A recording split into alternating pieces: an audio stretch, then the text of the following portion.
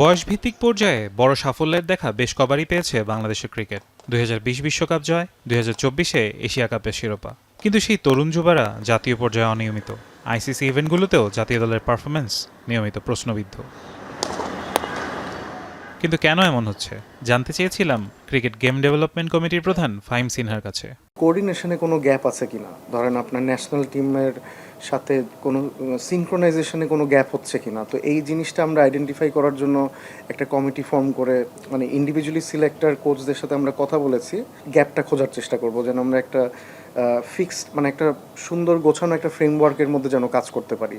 সাম্প্রতিক সময়ে বয়সভিত্তিক পর্যায়ে আয়োজিত হয়েছে ইউথ ক্রিকেট লিগ। এছাড়া অনূর্ধ্ব 19 পর্যায়ে থাকছে শ্রীলঙ্কা ও দক্ষিণ আফ্রিকার সফর।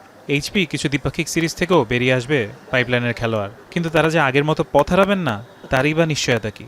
এখন 19 ক্যাম্পগুলো হয়, আমাদের ন্যাশনাল টিমের কোচ থেকে একটা প্রেসক্রিপশন থাকে যে আমাদের তোমরা টিমে একটা লেগ স্পিনার সুযোগ দাও, মানে পাইপলাইনে আমাদের একটা পেস বোলার অলরাউন্ডার দরকার, পেস বোলিং অলরাউন্ডার দরকার। আমার মনে হয় এগুলো নর্মালি হয়ে আসছে। কোথায় গ্যাপটা, আমরা যখন বসা শুরু করব, কমিটিটা হবে, কোচ সিলেক্টররা যখন সবাই একটা টেবিলে থাকবে, এটা আইডেন্টিফাই করাটা আরও সুবিধা হবে।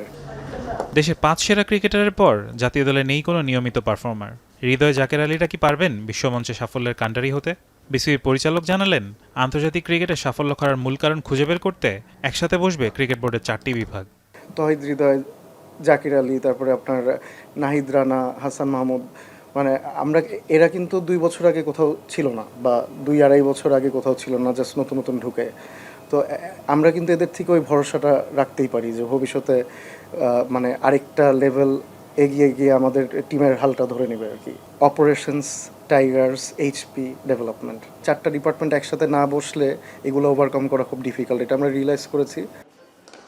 আগস্টে পট পরিবর্তনের পর দেশের ক্রিকেটও এসছে পরিবর্তনের হাওয়া। তবে খেলোয়াড় পরিবর্তন হলেও দেশের ক্রিকেটে যুক্ত হয়নি নতুন কোনো সাফল্যের মুকুট। ভক্তদের আশা দ্রুতই কাটুক লাল সবুজের জার্সির সাফল্য খরা। ফারহান ইহসান, এখন, ঢাকা।